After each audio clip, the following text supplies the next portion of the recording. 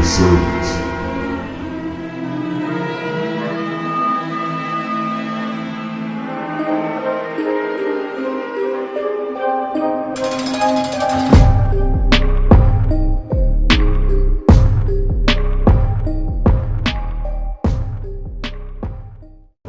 Hey, how y'all doing, family? Can I ask you a quick question, man?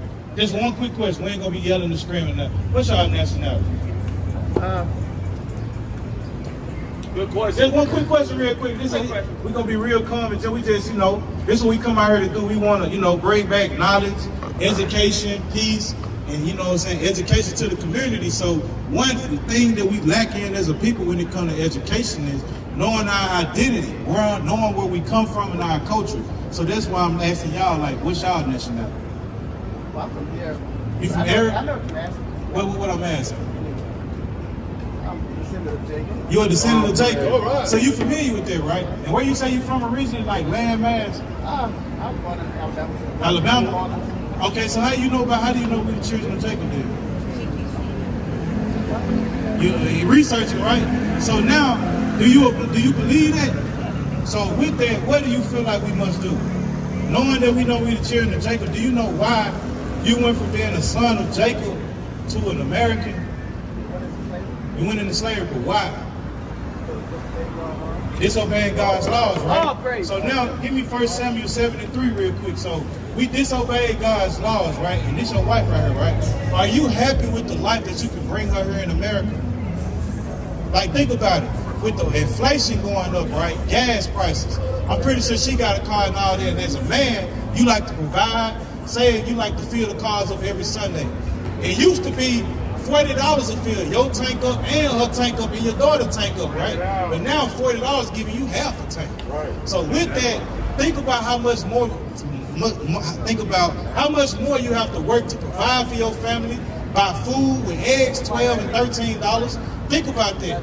When you was on the side of Jacob's side, eggs was free because why? Our fathers came from, tending to the flock. We had unlimited goats, sheep, chickens, roosters, whatever you pick it, name it, claim it, grab it, scan it, eat it, right? That was us, unless it was lawful though. So think about it. Are you content with knowing that you living in a land where your forefathers' blood still is in the sand of these streets? When you walk up and down this strip, you don't see on the left side of the street, these are all the businesses that my forefathers owned. When you look at even when you look at that bank over there, when you look at that bank, that's a bank owned by who? The people who had colonized and enslaved us, right? So now I'm asking, are you content with the lifestyle here that our people embrace and live every day?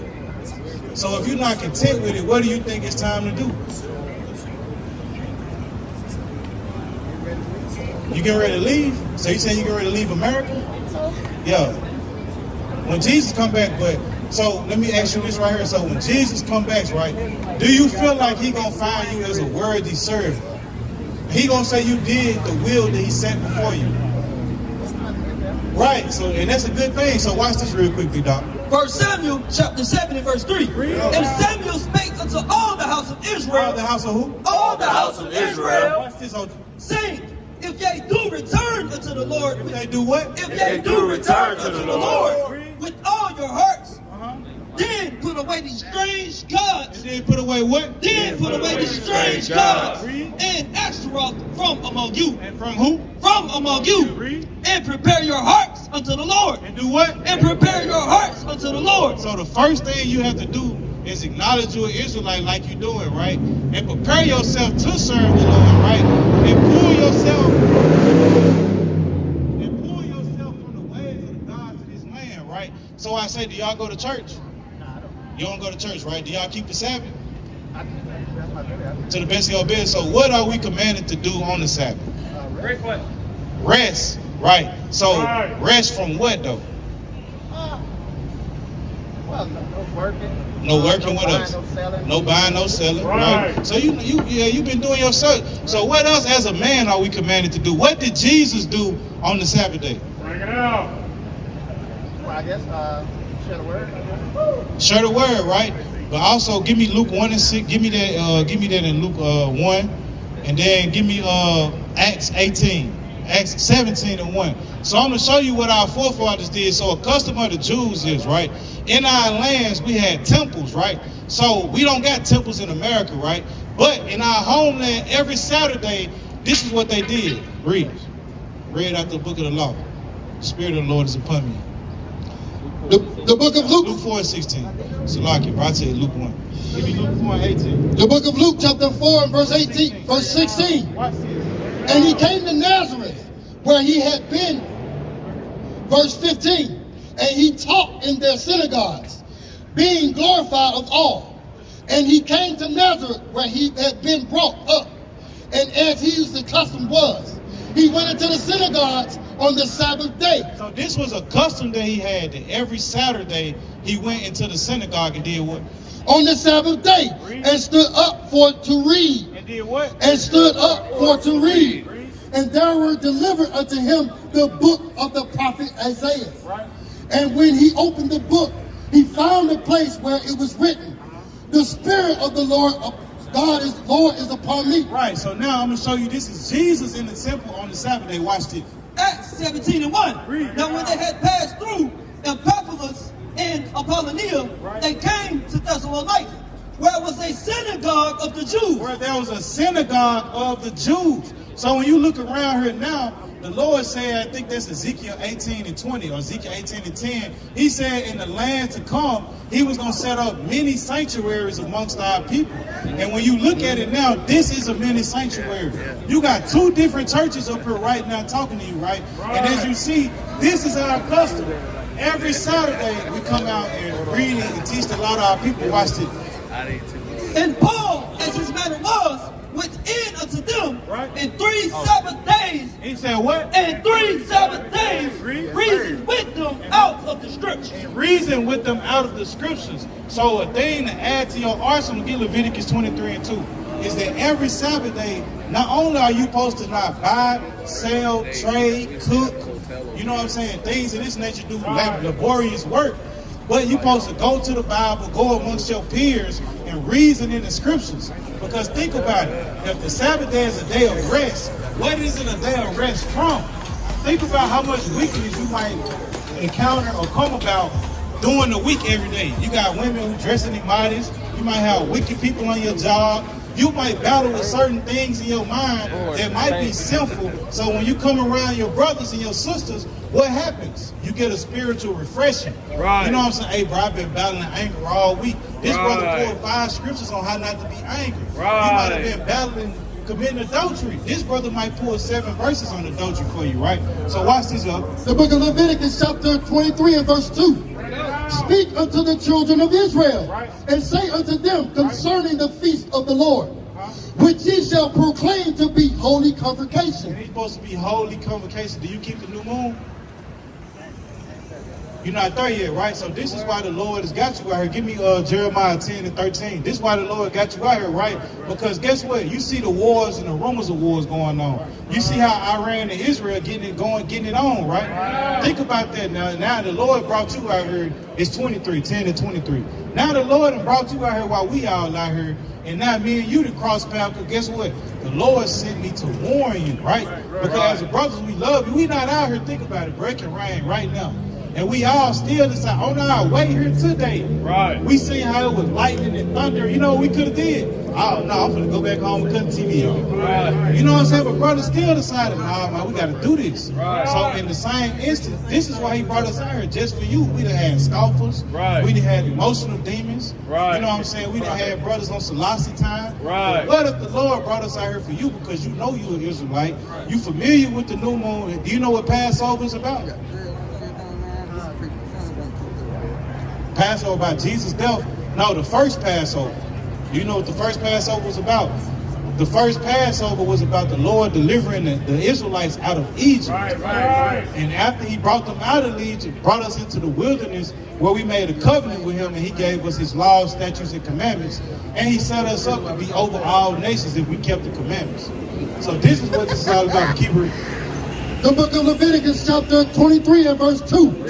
Speak unto the children of Israel, and say unto them concerning the feast of the Lord, which ye shall proclaim to be a holy convocation. Even these are my feasts. 6 days shall work be done. Right. But the seventh day, But the what? but the seventh day Right. is the Sabbath of rest Watch this. and holy convocation. A what? A holy convocation. Not only is the Sabbath day a day of rest, but it's a day of holy convocation. Because why? You got to understand this too. The Lord, think about how you want to make certain necessary changes, right? You think you can do that by yourself? Just with YouTube and Google? Think about it. You can't, right? So why do you think the Lord brought you out here towards us? Because why? We going to motivate you like, hey, King, man, you got to get on board. You know about the fringes? Why we wear fringes? The law, statutes, and commandments, right? But also, let me show you a flip side to it. Give me Matthew 5 and 16. Read what you got. Jeremiah 10 and 23. Oh Lord, I know that the way of man is not in himself. He said what? I know that the way of man is not in himself. So what's your name, big brother? Jesse. Where was you on your way to before you just walked past it? Just walking down the street, right? But did you think that you were going to encounter us and we had this conversation? You really didn't, right? So watch this. It is not in man that walketh to direct his steps. Oh Lord, correct me. But with judgment. Judgment. So this is what the Lord is doing here. He's coming today to correct you, but also correct you with judgment and with the scriptures. And this is why keeping the commandments and all these different examples is important, right? Watch. The book of Matthew chapter 5 and verse 17. Verse 16. Let your light so shine before men. Let your what? Let your light so shine before men. So what do you think your light is? You said fringes is a reminder to do what? Keep the commandments, right? And let me give you Proverbs 6 and 23 real quick. Watch this. Proverbs 6 and 23. For the commandment is a lamp. For the commandment is a lamp. And the law is light. And the law is light. So when Jesus say this, read that again. Verse 16. Let your light shine before men. So to let your light shine before men, that means you have to show men you a commandment keeper. And not a commandment. The fringe is made to do what? Show people you keep the commandments. Oh, so she get ready to sign. So you see how the Most High work? Soon we said the Most High don't know your path. The Most High say, hey, your wife like, hey, I'm ready to go now. Open the sky up. You know what I'm saying? Y'all stuck with it. Now, it's important that we got to keep these commandments. So, what commandments are you familiar with? Besides,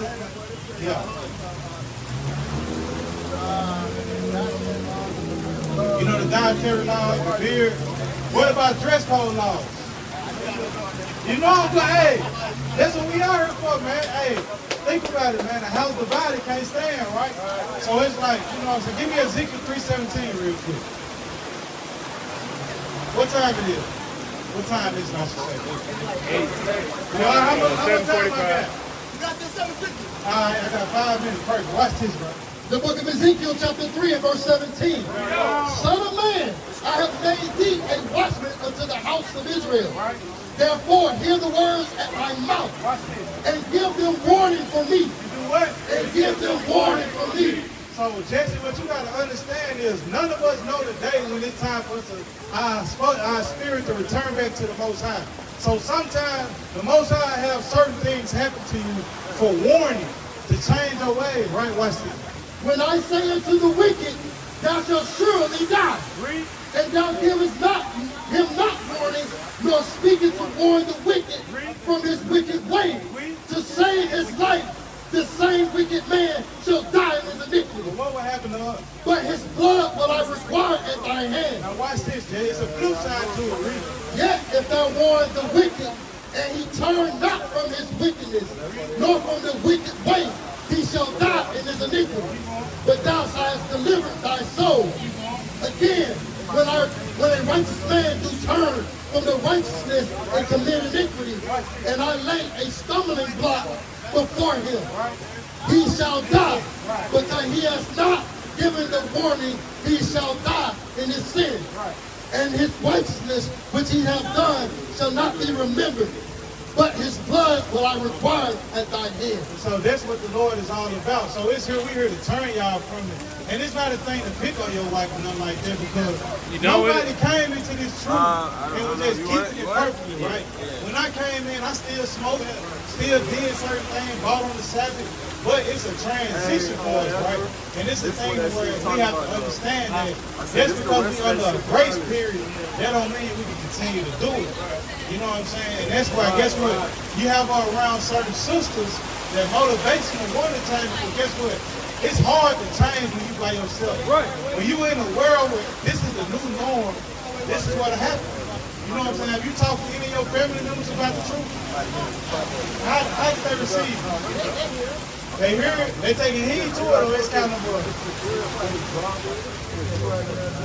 yeah, she still go to church, right? They kind of think it's strange, right? So you got to think about that for your family. That could be kind of discouraging. You know what I'm saying? Because y'all trying to change and you feeling like this is a new thing, and you know this is a bold step to come back to being an Israelite. But sometimes when you got the worldly people around you talking like, man, that's a phase, that's a pope. Don't do that. It'll kind of disgruntle your spirit. You know what I'm saying? And pour your oil out. But this is why, give me Hebrews 10 and 26. This is why the Lord said this right here, man. Hebrews 10 and 26. And then you give me the book of Hosea chapter 14, verse 1. The book of Hebrews chapter 10 and verse 26. For if we, verse 24. Verse 24. And let us consider one another to provoke unto love. And to do what? And to provoke unto love. So we're supposed to be here provoking each other unto love. And what do you know what love is according to the Bible? Good question. You know what God considers love. Keep his commandments. Very good. So he said we're supposed to provoke each other to love, meaning what? You supposed to provoke me to keep God's commandments. I'm supposed to provoke you, so forth and so on, right, Reed? And to good works. And to what? And to good works. Putting fringes on your shirt is good works. You know what I'm saying? Not buying and selling on the Sabbath is good works. Right. Women dressing like God gave them is good works. Right? Not forsaking the assembly of ourselves together. And God said we're not supposed to be forsaking the assembling of ourselves together, meaning when God tells us to come together on the Sabbath day, we got to find Israelites that we agree with in the spirit and come amongst them. When God tells us, hey, on this day, I want you to eat lamb. We got to eat lamb together as the Israelites. If the Lord tells us there's a certain day where he wants us to proclaim a fast and don't eat and make atonement for our sins, we're supposed to come together as Israelites and do that. So this is why this is important, because why? At the end of the day, this is how you're going to show yourself worthy. Remember when you say you waiting to go home, right, to Jesus? I got a couple more priests I'm going to pass it. Real quick, give me Matthew 25, verse 30. Bring it out. I want to show you the talents and the gifts that Jesus is going to be looking for to save you. Because he's not going to come and just be like, oh, you an Israelite? Come on in, big dog. You an Israelite? Come on in. Hey, that's Sister Briefly. Tell her come on in, too. You know what I'm saying? They're going to go like that. It's going to be based off of this right here. Read. The book of Matthew chapter 25 and verse 30. Oh, it might be busted out. And cast ye the verse 28. Take therefore the talents from him and give. No, matter of fact, hold on. Yeah. No. Oh, praise the Most High.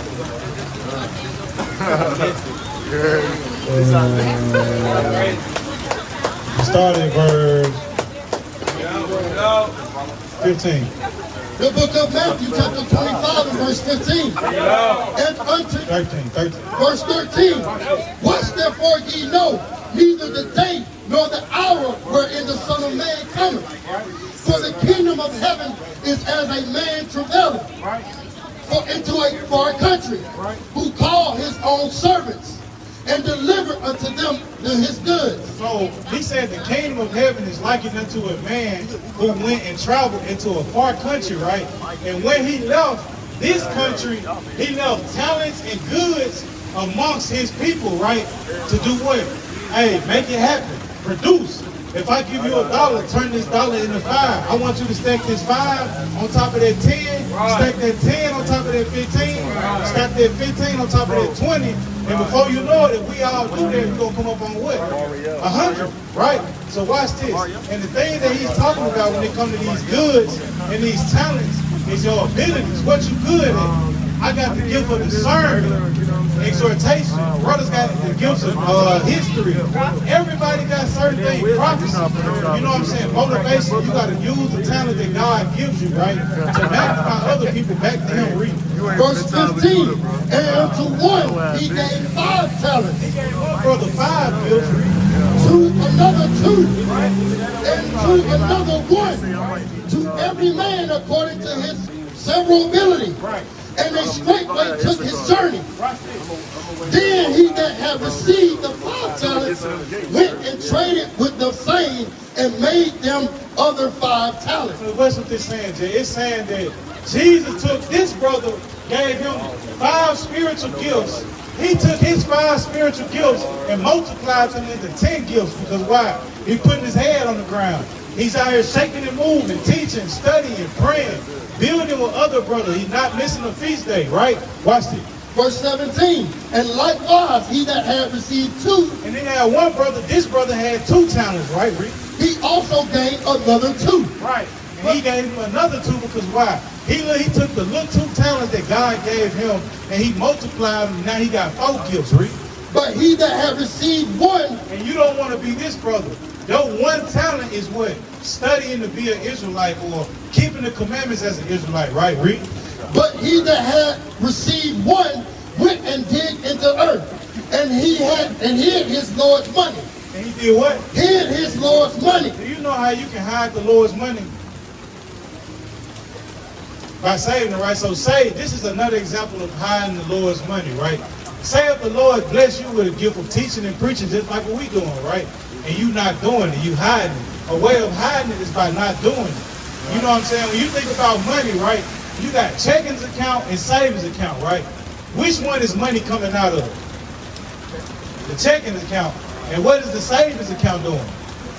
So basically, that's another word. You hide money in this account so you don't spend it, right? This is the same thing as the talents that the Lord gives us, right? Watch this. Verse 19, after a long time the Lord of those servants coming, and reckoned it with them. And so that he had received 5 talents, came and brought other 5 talents, saying, Lord, thou hast delivered unto me 5 talents. Behold, I have gained besides them 5 talents more. Right, so long story short, when Jesus returns, you want to be able to take the gifts that he has endowed and blessed you with and bring them back to him and say, not only these gifts that you spiritually gave me and naturally gave me, I went and multiplied them and brought 5 more back to you, and with sheep and with fruit and works. Right? But you don't want to be this brother right here.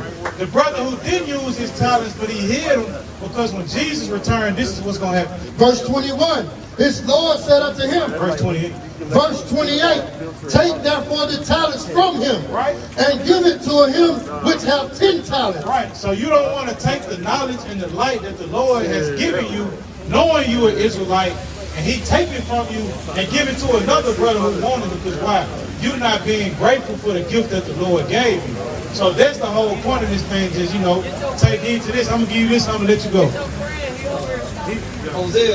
Hosea chapter 14 and verse 1. Read. O Israel, Oh, Israel, Jesse, read. O Israel, return unto the Lord thy God. And then when we say return to the Lord, Jesse, it's time for you to fully return. Not just know you an Israelite, know a little bit of it. No, it's time to know the whole thing. Because why? The Lord is on his way. Get Matthew 7:21. Read. For thou hast fallen by thine iniquity. Read. Take with you word. Do what? Take with you word. So everything that I have taught to you today, you got to take this with you. Whether it's good to you or it's motivational or it's, I see how it is. You know what I'm saying? You got to take this with you, because why? Your life depends on it. Your salvation depends on it. Right. Your household salvation depends on it. Right. It might not seem like it now, because you might go to sleep today, wake up still in America, but it's definitely coming, right, Reed? And turn to the Lord. And do what? And turn to the Lord. So we got here hoping that you take these words, let them motivate you on top of what you already know, and bring you back to return to the Lord, Reed. Say unto him, take away all iniquity. Do what? Take away all iniquity. You got to ask the Lord to take away certain things that you battle with, because not wearing fringes is a sin. Take that away from me. How? Giving me the power and the motivation and the finance to do what? Get fringes. You know what I'm saying? Take iniquity away from me, because I'm not keeping the Sabbath and fellowshipping. So bless me with brothers and sisters that me and my family can build with. Right. These are the things that we asking, and this is what we must do, right, Reed? And receive us graciously. And do what? And receive us graciously. And this is is how we gonna pray to get our salvation. This is the last one I'm gonna pass. Read. The book of Matthew chapter 7 and verse 21. This is why we doing this. This is what this is all about. This is the faith and the grace, the mercy and the grace that we praying from God about. Standing in the rain, right? This is why, because this is what we don't want to hear. Read. Not everyone that saith unto me, Lord, Lord, shall enter into the kingdom of heaven. How was I say? Not everyone that saith unto me, Lord, Lord, shall enter into the kingdom of heaven. So everybody that's saying that they know they Israelites or they Christians, they believers, and like what you said, Jesse, hey man, I'm just waiting on him to come get us and bring us back home. He said, not everyone that say that don't get the kingdom of heaven, but watch this. But he that doeth the Yeah, will of it's my not really, Father, What the Lord say? but he that doeth the will of my Father. Do you know what God's will is? For us to give me Psalms 40 and 8. I'm going to show you what the will is. That's a good answer because it's similar to it. Watch this, Psalms 40 and 8. The book of Psalms, chapter 40, and verse number 8. And it reads, I delight to do thy will, oh my God. He said what? I delight to do thy will, oh my God. Yea, thy law, Now what? thy law is within my heart. And thy law is within my heart. So now read this again. The book of Matthew chapter 7 and verse 21. Not everyone that saith unto me, Lord, Lord, shall enter into the kingdom of heaven. Right? But he that doeth the will of my Father which is in heaven. And what is the will of the Father? Keeping the commandment. So that's it, man. Appreciate you. And I hope you take heed to it, man. All right. So with that, I'm going to pass to the next dynamic speaker. Come here, Shalam. Come here, Shalam. Come here, Shalam. Come here, Shalam. Come here, Shalam. Come here, Shalam. Repenting on a daily basis. You better thank the Most High some of us brothers repented, because we probably be robbing you niggas and checking your pockets. You know what I'm saying?